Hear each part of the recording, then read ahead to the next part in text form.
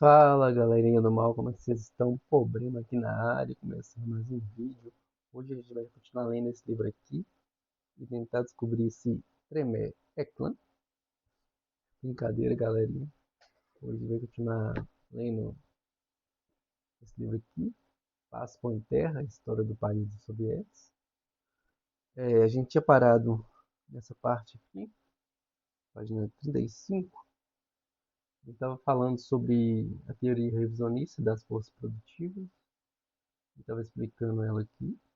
Já tinha falado lá do traição do Trotsky, não assinar o Tratado de Paz, sobre Brest-Litovsk, tinha fundado o, o sovietismo ao poder, enfim.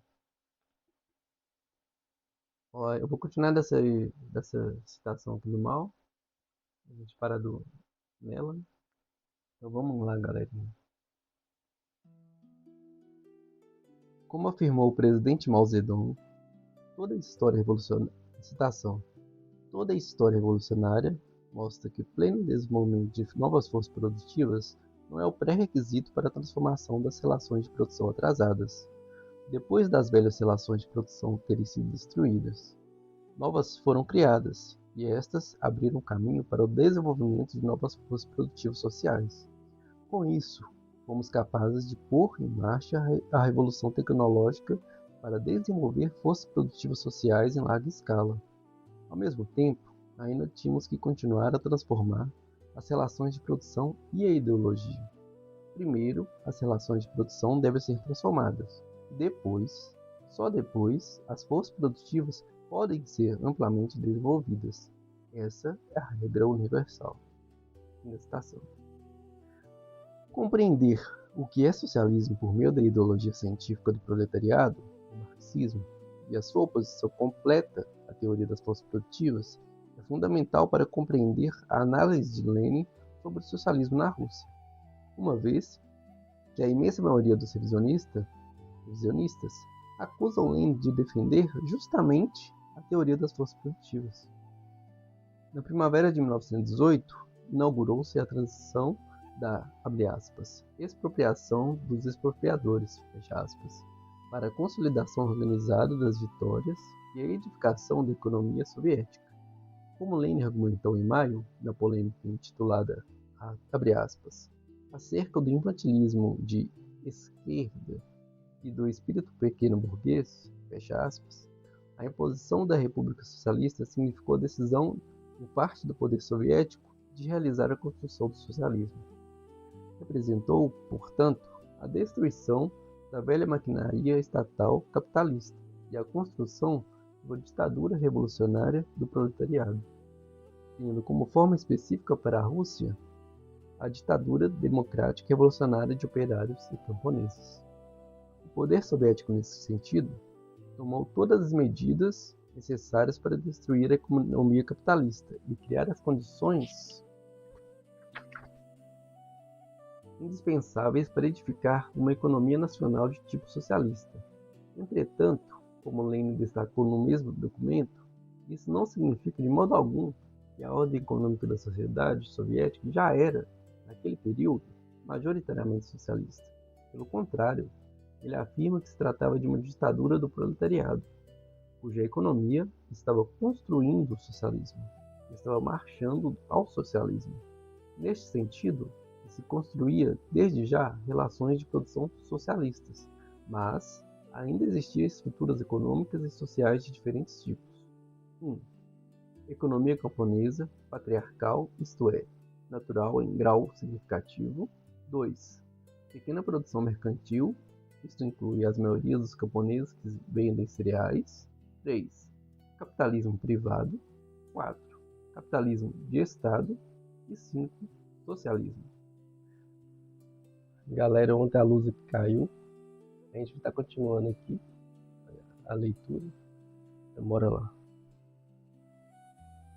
E a partir dessa análise, Lenin e o Partido Comunista Russo, bolchevique, passavam a travar as lutas sobre qual o caminho correto para a realização do modo de produção socialista. E qual característica fundamental, de acordo com Lenin, que marca o surgimento do modo de produção socialista? No clássico Estado e a Revolução, também de 1918, Lenin afirma o seguinte, citação: a justiça e a igualdade, consequentemente, não podem ainda ser dadas pela primeira fase do comunismo. Subsistirão diferenças de riqueza e diferenças injustas, mas a exploração do homem pelo homem será impossível, porque ninguém poderá apoderar-se como propriedade privada dos meios de produção, fábricas, máquinas, terra, etc. Refutando a frase obscura e pequeno-burguesa de La Salle acerca da igualdade e da justiça em geral, Marx mostra o caminho do desenvolvimento da sociedade comunista, que é obrigada a começar por suprimir esta injustiça, que é a apropriação dos meios de produção pelos indivíduos, e que não está em condição de suprimir imediatamente também a outra injustiça, que consiste na distribuição dos artigos de consumo, segundo o trabalho e não segundo a necessidade. Fim da citação. Essa posição de Lenin já comprova que a definição exposta anteriormente nesse trabalho sobre a caracterização do socialismo está fundamentalmente de acordo com a concepção marxista e refuta as análises que buscam tratar o socialismo como um período de transição genérico, sem critérios estabelecidos ou definidos, desconsiderando as necessidades da tomada revolucionária do poder político pelo proletariado. A instauração da sua ditadura e a construção das relações socialistas de produção, pois isto é o essencial, continuarão a existir diferenças e injustiças em sua fase inferior. Inclusive, a própria burguesia continuará existindo através da pequena propriedade, mas esta já não será o aspecto dominante da contradição desta com o proletariado. E o sistema de exploração e a opressão, como fica claro, é fundamentalmente abolido. Visto isso, e todo exposto sobre o regime da propriedade da Rússia, o que deveria fazer? Como os bolcheviques deveriam trabalhar para a construção do socialismo, dado esse leque de tantas formas econômicas distintas em uma mesma sociedade? A resposta, evidentemente, seria a de partir da política e dos interesses do proletariado para a edificação do socialismo, e não puramente das facilidades e condições do momento. Primeiro, houve a definição de que o principal inimigo deveria ser derrotado pela revolução. A partir daquele momento, era o capitalismo privado, ou seja, as relações de produção capitalistas existentes no domínio da propriedade capitalista privada, não estatal. Isto porque é justamente este o setor que mais combatia as políticas e as medidas do proletariado dentro da gestão econômica. Os principais setores capitalistas privados naquele período compunham a camada dos pequenos proprietários do país, a pequena burguesia, que, segundo Lenin, gera capitalismo e burguesia constantemente, em cada dia, em cada hora, de forma espontânea e a uma escala maciça. Milhões de pequenos produtores, avessos à disciplina do trabalho e do Estado, não se submetiam a qualquer forma de controle e regulamentação, formando um terreno fértil para o desenvolvimento do capitalismo.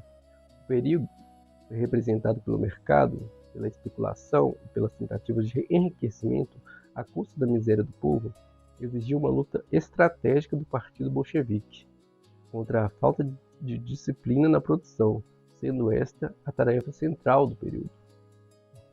Por resolver esse empecilho, Lenin defendeu, para aquele momento, simultaneamente, a edificação das relações de produção socialistas, o desenvolvimento do setor capitalista de Estado, que, ao contrapor o desenvolvimento do capitalismo privado, seria a antessala do socialismo. Há que se perguntar, se o Estado soviético já era uma ditadura revolucionária do proletariado, como as empresas que eram propriedades estatal poderiam ser capitalistas? A resposta para isso reside na compreensão de que, quando o proletariado toma o poder, nacionaliza as terras e expropria a burguesia, as categorias econômicas capitalistas fundamentais, isto é, a mais-valia, a força de trabalho, como mercadoria, o capital, etc., não são abolidas do dia para a noite. Não não é uma opção política, é a realidade imediata que se impõe. As relações de produção ainda não são socialistas na medida em que não há socialização do produto social entre os operários. Logo, o Estado se torna, no imediato, em um apropriador privado da mais-valia, conformando um tipo de capitalismo de Estado. Entretanto, mesmo que as relações de produção em vigor continuem principalmente capitalistas, em estrito senso, assalariamento, as fábricas de terras que já estão sob o controle do Estado operário estão muito mais próximas da transformação para a propriedade socialista do que a propriedade capitalista individual, ou as empresas capitalistas privadas que ainda não foram abolidas. Por isso, a necessidade de fortalecer as primeiras em contraposições às demais. Além desse aspecto, Lenin apontou para a necessidade de forjar uma nova disciplina de camaradagem soviética, através da prática diária de milhões de operários e camponeses, defendendo a emulação socialista e o salário pelo valor do trabalho em oposição ao igualitarismo, e combinando a persuasão com medidas de coação contra vagabundos e especuladores. Essas questões foram aprofundadas em suas obras, As Tarefas Atuais do Poder Soviético. Tais medidas apontavam claramente para uma revolução na superestrutura, pois exigia da classe dirigente, dos operários e camponeses, uma mudança de cultura, de trabalho, o que não se faz sem um elevado nível de consciência pela transformação socialista e não só pelos seus interesses imediatos, enfrentando, ademais, dificuldades materiais importantes por lográ-lo. A oposição a essas novas diretrizes veio novamente dos comunistas de esquerda, que de fato, dado com socialistas revolucionários mencheviques, combateram a linha de Lenin, Bukharin e Osinski e outros se manifestaram contra a disciplina, a direção unipessoal das empresas e o uso de especialistas, caluniando a política leninista como uma volta ao regime burguês. Por trás de suas frases esquerdistas, escondia-se a defesa dos interesses dos kulaks, dos vagabundos e dos especuladores, inimigos da regulamentação estatal e da disciplina do trabalho. Ao mesmo tempo, o partido voltou sua atenção para o campo, onde fervilhava a luta dos camponeses pobres contra os kulaks. Estes últimos, em sua luta contra o Estado proletário, apoderavam-se das terras recém-confiscadas e negavam-se a vender o trigo a preços taxados, numa tentativa de obrigar o poder soviético a recuar através da fome. Com o propósito de esmagar os kulaks contra-revolucionários, organizou-se uma campanha dos operários no campo, sob a palavra de ordem de Lenin: a luta pelo pão é a luta pelo socialismo. Em junho de 1918, foram criados os comitês de camponeses pobres. Esses comitês se tornaram os baluartes da ditadura do proletariado no campo dos países, desempenhando um papel decisivo na luta contra os kulaks, na redistribuição de 50 milhões de hectares de terra e de meios de produção, e no aprovisionamento do Exército Vermelho, além de terem sido fundamentais para atrair os camponeses médios para o lado do poder soviético. Cumprida sua missão, foram fundidos aos sovietes rurais no final de 1918. A luta, porém, se estendeu ao 5º Congresso dos Sovietes, em julho, onde os socialistas revolucionários de esquerda defenderam furiosamente os kulaks. Derrotados no debate, organizaram uma sublevação armada em Moscou, rapidamente aniquilado pelos bolcheviques. Essa aventura, como se demonstrou posteriormente no processo do bloco antissoviético, fazia parte de um complô contra-revolucionário geral que envolvia Bukharin e Trotsky, ou seja, Trotsky fazia merda. Foi também no bar do 5º Congresso que se aprovou a primeira Constituição da República Socialista Federativa Soviética da Rússia. A Paz de Brest-Litovsk, em conjunto com o reforçamento do poder soviético por meio de medidas econômicas revolucionárias gerou grande alarme entre os imperialistas na Europa Ocidental, notadamente os da Entente. Havia o receio de que a paz entre a Rússia e a Alemanha aliviasse a frente alemã, piorando a situação de suas tropas. O perigo principal e temido pelos imperialistas, entretanto, era que a existência e os êxitos do poder soviético em um território tão grande servisse como exemplo contagioso, inspirando operários e soldados de seus países a voltarem às armas contra os seus opressores. Impelidos por essa razão, os governos da Entente optaram pela intervenção militar, com o claro objetivo de derrubar o poder soviético, instaurar o poder burguês, anular o Tratado de Paz e restabelecer a frente de guerra. Dentro da Rússia, o desespero era ainda maior nas fileiras da classe derrubadas. Latifundiários e a grande burguesia dos partidos derrotados e dos generais brancos. Após verem suas previsões sobre um rápido desmoronamento do regime falharem, estes inimigos internos foram forçados a reconhecer que o novo poder era muito maior, mais forte do que haviam pensado.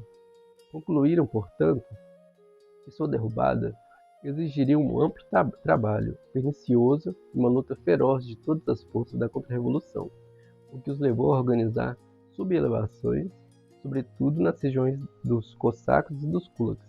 Deste modo, nos primeiros semestres de 1918, duas forças dispostas a derrubar o poder soviético se formaram: os imperialistas estrangeiros e a contra-revolução interna. Ou seja, aí começa eles a tentar manipular as coisas para poder derrubar o poder soviético, os imperialistas e os contra-revolucionários internos, né? Os kulaks, os socialistas revolucionários de esquerda, toda a oposição. A unificação de ambas as forças era uma imposição das condições de luta. A contra-revolução dispunha de 4 quadros militantes de homens, mas necessitava de dinheiro e de armas. Os imperialistas estrangeiros, por sua vez, tinham dinheiro e armas, mas não podiam destinar à intervenção a quantidade necessária de tropas, principalmente por precisarem delas na guerra contra a Alemanha. Assim, a intervenção armada estrangeira foi forjada em apoio às sublevações contra-revolucionárias internas, pondo fim à trégua e dando início à Guerra Civil, com a agressão dos imperialistas da Inglaterra, França, Japão, Estados Unidos, começando sem declaração formal de guerra. O ex-ministro de guerra do antigo governo provisório, Alexander Verkhovsky, relata a organização de uma dessas células contra-revolucionárias, notadamente financiada pelos países aliados. A citação: em março de 1918, fui pessoalmente convidado pela União pelo Renascimento da Rússia a ingressar no quartel-general militar da dita União. Aquele quartel-general era uma organização destinada à estruturação de um levante contra o poder soviético. Ele tinha conexões com células antigas em Petrogrado. O general Suvorov estava encarregado dessas células. Os representantes das células aliadas mostraram-se interessados na minha avaliação da situação do ponto de vista da possibilidade de restauração da frente contra a Alemanha. Tive conversas sobre isso com o general Nissel, o representante das células francesas. O quartel-general, por meio do caixa de Suvorov, recebeu fundos de seus aliados da União. Fim da citação.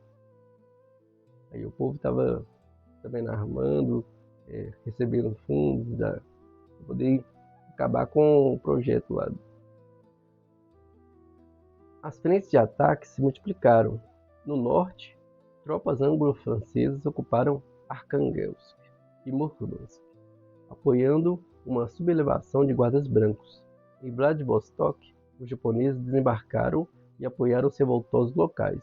No Cáucaso do Norte, os generais Kornilov, Alexeyev e Denikin organizaram um exército voluntário com apoio anglo-francês na região do Don. Os generais Krasnov e Marmontov, com a ajuda secreta alemã, lideraram a sublevação dos cossacos, e na região do Volga da Sibéria, a sublevação do corpo de exército tchecoslovaco, insuflada pelos anglo-franceses, serviu de sinal para levantes dos kulaks. Mesmo em guerra contra a Entente, o governo alemão do Kaiser se portou como inimigo feroz do país soviético, separando a Ucrânia e a Transcaucásia, saqueando e oprimindo o povo ucraniano e ajudando por todos os meios, ainda que sorrateiramente, os inimigos dos soviéticos.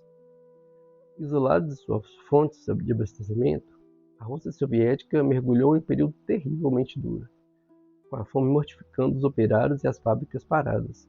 Ainda assim, a classe operária e o partido bolchevique não se acovardaram. O país foi proclamado um acampamento de guerra, e a palavra de ordem de Lenin: tudo para a frente. Centenas de milhares de voluntários, incluindo metade dos membros do partido e da juventude comunista, foram para o fronte. O Conselho da Defesa Operária Camponesa organizou os recursos e os serviços militares obrigatórios e levou o contingente do Exército Vermelho para 1 milhão de combatentes. A medida de defesa logo surtiram seus primeiros êxitos. O general Krasnov foi repelido em Tsaritsyn. O general Kornilov foi morto em combate, e os tchecoslovacos foram desalojados no Volga.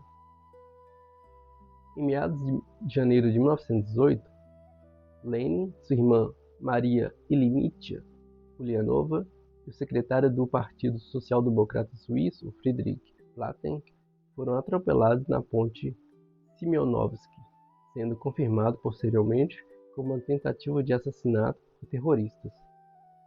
Em 1918, a socialista revolucionária Fanny Kaplan alvejou 2 disparos em Lenin quando este se dirigia a uma fábrica. Um tiro atingiu seu pulmão esquerdo e o outro seu ombro esquerdo. Em 20 de julho de 1918, o bolchevique ucraniano Moisei Volodarsky foi assassinado por um socialista revolucionário. No mês seguinte, Moisei Uritsky, outro bolchevique, foi também assassinado. Estes casos são exemplos de como as antigas classes dominantes tentavam, por meio de terrorismo individual, restaurar seu antigo poder. O terror branco será amplamente apoiado e utilizado pelas citadas potências invasoras, além das forças contra-revolucionárias internas. Isto levará o governo soviético a revogar a abolição de penas de morte e promover a institucionalização do terror vermelho, levado a cabo pela Tcheca. Uma resposta à altura do terror branco que já assolava toda a Rússia. Uma medida defensiva e retaliadora contra a agressão imperialista, portanto, justa. Como se sabe, e visto em todas as revoluções até aquele momento, após uma classe ser destituída do poder, busca de diversas formas retomar o poder que lhe pertencia. A classe revolucionária, agora mandante do novo Estado, respondia à altura. Lenin comenta a questão. Oh, como é humana e justa essa burguesia! Os seus servidores acusam-nos de terror. Os burgueses ingleses esqueceram o seu 1649, os franceses o seu 1793. O terror era justo e legítimo quando era empregado pela burguesia em seu proveito contra os feudais. O terror tornou-se monstruoso e criminoso quando os operários e os camponeses pobres se atreveram a empregá-lo contra a burguesia. O terror foi justo e legítimo quando era empregado no interesse da substituição de uma minoria exploradora por outra minoria exploradora.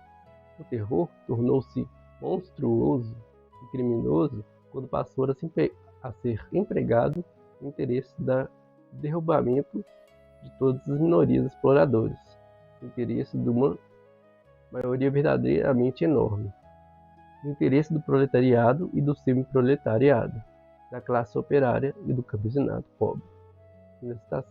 Enfim, a hipocrisia, né? A burguesia imperialista internacional, em sua saga por difamar o socialismo, tenta igualar as táticas aplicadas pelos diferentes grupos. O terror vermelho foi uma medida amplamente utilizada em todas as revoluções democrático-burguesas, seja na Inglaterra, Estados Unidos ou França, e agora utilizada pela Revolução Proletária na Rússia, tendo por propósito o combate a terroristas, sabotadores e espiões que procuram restaurar a antiga classe dominante, derrubada do poder. Já o terror branco, associado aos elementos contra-revolucionários, os nobres, despostas, monopolistas, etc. Ele tem um caráter essencialmente colonizador, por vezes genocida contra povos nativos ou civis, como forma de desencorajá-los contra a resistência. As práticas de tortura, assassinatos em massa, saques, incêndios de casas com seus respectivos moradores eram frequentes nas áreas controladas pelos brancos. O general Yankee William S. Graves, que comandou as forças de expedições americanas na Sibéria durante a Guerra Civil Russa, relatou o seguinte, citação: na Sibéria Oriental, crimes terríveis foram cometidos, mas não pelos bolcheviques, como se costumava pensar. Não estaria enganado se disser que para cada pessoa morta pelos bolcheviques, correspondiam 100 pessoas mortas pelos elementos anti-bolcheviques. Fim da citação. O Partido Bolchevique compreendia que estes êxitos eram apenas o começo de uma longa e dura luta para sustentar o esforço de guerra. Para sustentar o esforço de guerra, foi implantado o comunismo de guerra, um sistema de medidas provisórias impostas pelas condições extraordinárias. O Estado pôs sob seu controle toda a indústria, implantou o monopólio do comércio de cereais e o sistema de cotização de produtos agrícolas para abastecer o exército e os operários. A requisição forçada dos grãos foi uma medida severa, principalmente ao já debilitado campesinato russo, o qual estava acostumado a consumir a maior parte de sua produção. Política que será aplicada também pelas forças contra-revolucionárias em suas áreas de controle. Instituiu-se, por fim, o trabalho obrigatório para todas as classes, aplicando o princípio de quem não trabalha não come. O país preparava-se para uma guerra prolongada, com a meta de triplicar o exército e assegurar a vitória. Enquanto o país dos sovietes se organizava para novos combates, acontecimentos decisivos desenrolavam na Europa. O esgotamento pela guerra e pela fome levou a Alemanha e a Áustria, que já haviam consumido suas últimas reservas, a uma situação de colapso iminente. Dentro desses países, a indignação popular contra a guerra aniquiladora dos governos imperialistas transbordou, um processo no qual a influência da Revolução de Outubro foi formidável. O exemplo do povo russo, que encerrou a guerra, derrubando seu próprio governo, somado aos relatos de confraternização nas frentes, serviu de lição e ajudou a decompor os exércitos alemão e austríaco. Em novembro de 1918, a Revolução estalou na Alemanha, derrubando o Kaiser e forçando o país a reconhecer a derrota e pedir a paz à entente, o que reduziu subitamente a condição de potência de segunda ordem. A derrota alemã gerou uma situação de profundas contradições para o poder soviético. Por um lado, teve um efeito negativo, pois converteu os estados da Entente na força da iminente da Europa, dando-lhes a possibilidade de intensificar a intervenção e apertar o bloqueio. Como eles encerraram a guerra contra a Alemanha, eles tinham tempo para poder tentar invadir e acabar com a recém-criada União Soviética, né? Por outro lado, trouxe um alívio ainda mais considerável. Em primeiro lugar, permitiu ao poder soviético anular o Tratado de Brest-Litovsk, cessar o pagamento de indenizações e iniciar a luta aberta pela libertação dos territórios subjugados pelo imperialismo alemão. Por outro lado, como parou a guerra, eles conseguiram resolver aquela cagada que o Trotsky tinha feito e tentar restaurar os estados que foram cedidos, enfim. Mais importante, a possibilidade da a existência de uma república e dos sovietes de operários e soldados no coração da Europa, mesmo sendo uma revolução burguesa dirigida por oportunistas da laia dos mencheviques. Teve um impacto revolucionário em todo o continente. A debilidade desta revolução alemã se manifestou em fatos como o assassinato impune dos grandes comunistas Rosa Luxemburgo e Karl Liebknecht. Mas, ainda assim, a queda do Kaiser fomentou o avanço da revolução nos países europeus, com forte movimento na Áustria e a proclamação da República dos Sovietes na Hungria. Neste contexto, se deu a fundação pelo grande Lenin da Terceira Internacional, ou apenas Internacional Comunista, como interno, Partido Comunista Mundial.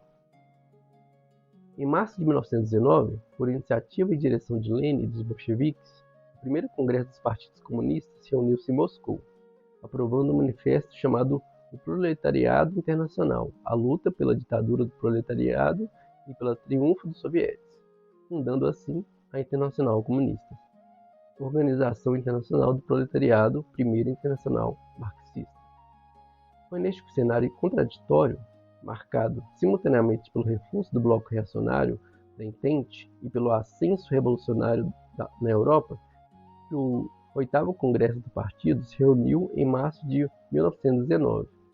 Sua tarefa foi a aprovação de um novo programa que definia o imperialismo com a etapa superior do capitalismo, comparava os sistemas de Estado burguês e soviético e detalhava as tarefas concretas para a edificação socialista.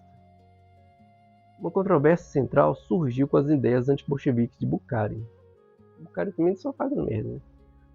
Que propunha eliminar do programa as referências ao capitalismo simples e à pequena produção de mercadorias, o que representava uma negação menchevique-trotskista da importância do camponês médio, e escondia o fato de que este regime econômico engendrava os elementos kulaks.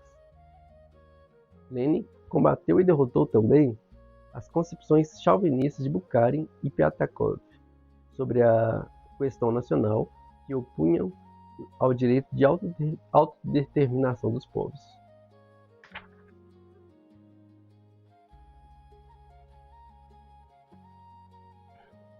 Um fato de enorme importância estratégica foi a nova política traçada pelo Congresso em relação aos camponeses médios, que agora formavam a maioria da população rural.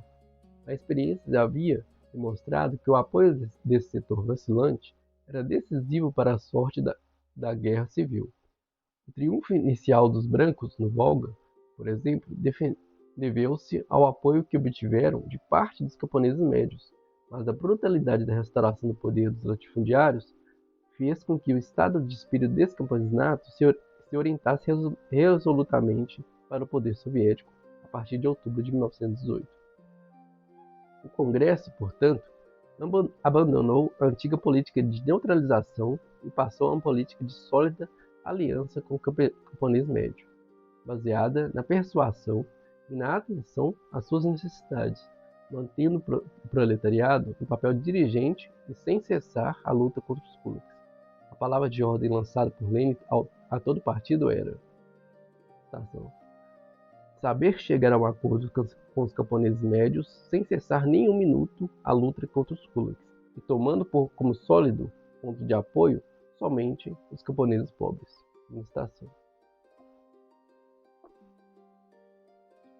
O problema da organização do Exército Vermelho também ocupou um lugar especial. A chamada oposição militar incluía antigos comunistas de esquerda e outros militantes descontentes com a direção de Trotsky. Levantou-se no Congresso. E outros militantes descontentes com a direção de Trotsky levantou-se no Congresso. Havia uma forte oposição à posição de Trotsky, devido à sua admiração pelos antigos técnicos czaristas e sua hostilidade para com os quadros bolcheviques do exército, chegando-se a relatar sua tentativa de fuzilar comunistas que não lhe agradavam. Ao mesmo tempo, Lenin e Stalin combateram resolutamente as concepções burguesas da oposição, que se opunham à criação de um exército regular e rigidamente disciplinado. A resolução final do Congresso representou uma síntese rechaçou as propostas equivocadas da oposição, mas assestou um golpe em Trotsky, exigindo a melhoria dos organismos militares e o esforço do papel dos comunistas no exército, essência da linha militar proletária defendida cabalmente por Stalin. Por fim, o Congresso rechaçou as posições oportunistas que negavam o papel dirigente do partido nos soviets e, diante da enorme afluência de novos filiados, resolveu rever os ingressos, dando o primeiro passo para a depuração das fileiras do partido. Com a derrota da Alemanha e da Áustria, os estados da Entente decidiram intensificar a guerra contra os países soviéticos, lançando grande contingente militar. A retirada das tropas alemãs da Ucrânia e da Transcaucásia foi imediatamente seguida pela ocupação anglo-francesa, que desembarcou tropas em Odessa e no Mar Negro. A conduta dos intervencionistas nesses territórios atingiu um nível de selvageria bestial, suprimindo pelas armas grupos inteiros de operários e camponeses, e culminando no assassinato dos 26 dirigentes bolcheviques de Baku, aprisionados e conduzidos ao Transcáspio, com a ajuda dos socialistas revolucionários. Pouco depois, a Entente declarou o bloqueio total da Rússia, cortando todas as comunicações e cercando o país soviético por quase todos os lados. Neste novo estágio da agressão, a principal esperança dos intervencionistas em seus sonhos militares febris de restabelecer o velho regime da Rússia foi depositada no almirante Kolchak, a quem proclamaram regente supremo da Rússia. Em Osny, colocando toda a contra-revolução russa sob seu comando. A Frente Oriental tornou-se, assim, a frente principal da Guerra Civil. Na primavera de 1919, Kolchak avançou com um formidável exército quase até Volga. Mas a mobilização das melhores forças bolcheviques, dos jovens comunistas e dos operários resultou em uma séria derrota para suas tropas em abril, forçando-as a um recuo em toda a linha. Foi no auge da contraofensiva do Exército Vermelho que Trotsky propôs um plano de deter o avanço dos Urais e deslocar as tropas para o sul. O Comitê Central, compreendendo que deixar a Sibéria nas mãos de Kolchak permitiria que ele se refizesse com a ajuda japonesa e inglesa, rechaçou o plano e ordenou a continuação da ofensiva. E diante da recusa de seu pedido de demissão, Trotsky foi afastado da direção das operações na frente oriental. Tá certo, né? Vamos beber água aqui, gente.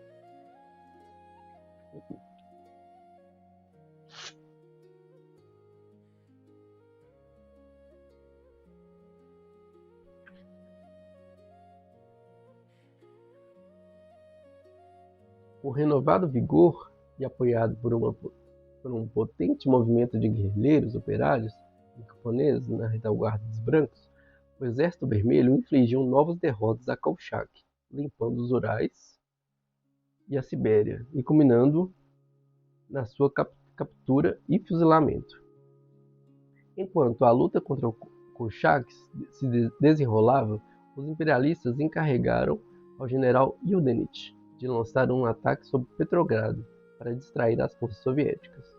A ofensiva, que contou com a sublevação de dois fortes e a descoberta de um complô do Estado-Maior da Frente, foi contida pela ação decidida dos operários e marinheiros, e derrotaram as tropas de Yudenich e as lançaram de volta para a Estônia. Com o fracasso de Kolchak, os intervencionistas mudaram seu foco para o general Denikin, no sul. O contágio revolucionário entre as tropas da Entente, que começavam a se sublevar, como os marinheiros franceses em Odessa, liderados por André Marty, forçou a retirada de suas forças de ocupação e a concentração de todo o apoio em Denikin. tornando a Frente Sul o novo teatro principal da guerra. A grande campanha de Denikin, iniciada no verão de 1919, obteve sucessos iniciais devastadores devido à desorganização no trabalho na Frente Sul por Trotsky. Em meados de outubro, os brancos haviam tomado toda a Ucrânia e aproximavam-se perigosamente de Moscou, ameaçando Tula, o centro de abastecimento no Exército Vermelho. A República Soviética enfrentava uma situação gravíssima. O partido deu alarme e, sob a palavra de ordem de Lenin, toda a luta contra Denikin. O povo mobilizou todas as suas forças para organizar a contraofensiva. O Comitê Central enviou os camaradas Stalin, Voroshilov, Ordzhonikidze e Budinin para a frente, afastando Trotsky. O camarada Stalin submeteu a uma crítica demolidora o plano existente, que previa um ataque através das estepes de Don, e propôs uma ofensiva pela linha Kharkov-Bacia do Donetsk-Rostov. Este plano, aprovado pelo Comitê Central, assegurava uma marcha rápida por regiões operárias e camponesas simpáticas à Revolução, além de garantir o abastecimento pela rica rede ferroviária e libertar a vital bacia de Donetsk. Na segunda quinzena de outubro, após combates escarniçados, o Exército Vermelho derrotou Denikin, que iniciou uma retirada precipitada para o sul. No começo de 1920, a Ucrânia e o Cáucaso do Norte estavam libertos. A trégua que se seguiu à liquidação de Kolchak e Denikin foi curta. O fracasso da intervenção armada e o fortalecimento do poder soviético, somados à crescente indignação dos operários na Europa Ocidental, levaram a Entente a mudar sua atitude. Em janeiro de 1920, a Inglaterra, a França e a Itália decidiram levantar um bloqueio, abrindo uma brecha importantíssima no muro da intervenção. O perigo, contudo, não cessara, com a ameaça da Polônia e a presença de intervencionistas no Extremo Oriente e na Crimeia. Ainda assim, o país obteve um respiro, que o partido aproveitou para concentrar forças na edificação econômica. Os operários qualificados foram reintegrados à produção. Milhares de comunistas foram mobilizados para restaurar os transportes e iniciou-se o traçado de um plano de eletrificação. O Conselho da Defesa foi transformado em Conselho de Trabalho e da Defesa, STO, auxiliado para a recém-criada Comissão do Plano de Estado, Gosplan. Foi nesta situação que o 9º Congresso do Partido se reuniu em março de 1920. Determinou as tarefas econômicas mais urgentes, com foco nos transportes, no combustível e na metalurgia, e estabeleceu como eixo de um plano de longo prazo a eletrificação de toda a economia nacional. Nesta ocasião, foi combatido o grupo anti-bolchevique do centralismo democrático, Sapronov, Osinski e Smirnov,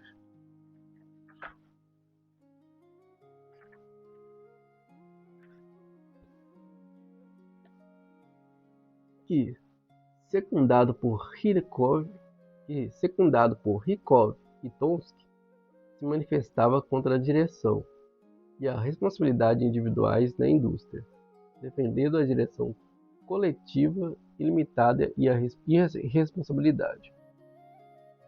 Apesar da vitória sobre Kolchak e Denikin e da libertação de vastos territórios, os estados da Entente não se resignaram contra a vitória do poder soviético. Decididos a empreender uma nova intervenção, mobilizavam para essa tarefa dois braços do imperialismo internacional. Na expressão de Lenin, de um lado, Pilsudski, o nacionalista contra-revolucionário burguês que chefiava o Estado polonês, do outro, o general Wrangel, que reagruparam na Crimeia.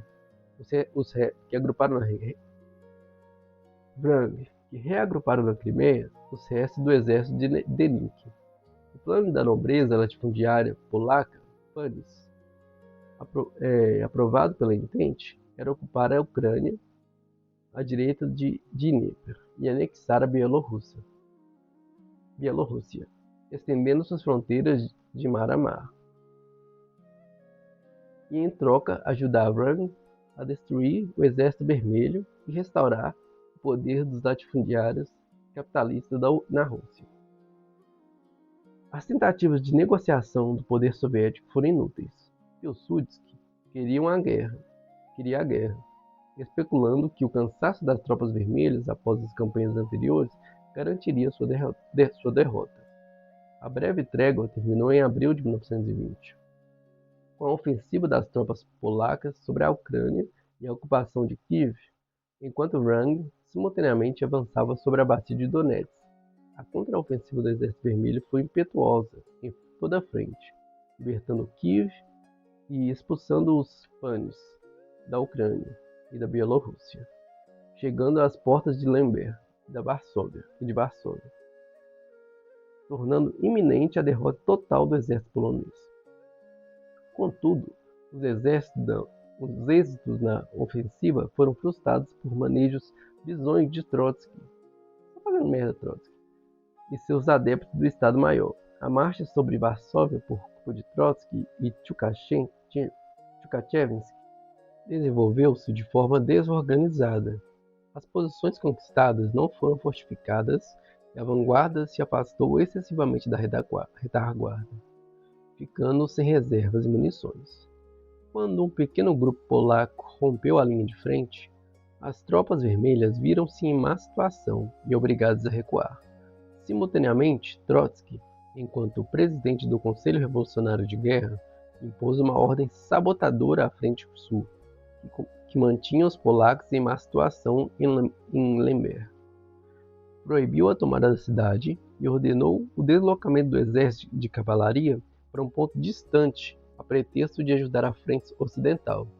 Esta manobra, que na prática estendia a retirada para a Frente Sul, foi um socorro não às tropas soviéticas, mas aos panis polacos e à Entente. Obrigada a renunciar às suas ambições e temendo um novo contra-ataque vermelho, a Polônia, já sem força para prosseguir, propôs a paz. O Tratado de Riga foi assinado em outubro de 1920. Com a paz estabelecida, a República Soviética voltou-se para a liquidação de Rang, que, fortemente armado pelos ingleses e franceses, com tanques, aviões e munições e dispondo de unidades de choque, ameaçava os centros carboníferos do país. Apesar do cansaço de suas tropas e da inferioridade técnica, o Exército Vermelho, lutando em condições extremamente difíceis, expulsou Rang para a Península da Crimeia. Em novembro de 1920, as posições fortificadas de Perekop foram tomadas de assalto, e a Crimeia foi libertada das mãos dos guardas brancos e dos intervencionistas. O fracasso dos planos polacos e a derrota de Rang marcaram o fim do período principal da intervenção. Em fins de 1920, o poder soviético também triunfou sobre a Transcaucásia, e começou a se ver livre do jugo dos nacionalistas burgueses, embora a intervenção japonesa no Extremo Oriente continuasse até 1922 e outras tentativas menores ainda ocorressem. As forças fundamentais da intervenção e os principais inimigos do país soviético estavam destruídos. A guerra terminou com o triunfo histórico do poder soviético, que soube defender sua liberdade e a sua independência nacional. De outubro de 1917 até o começo de 1922, a população russa foi reduzida em mais de 12 milhões de pessoas, incluindo uma emigração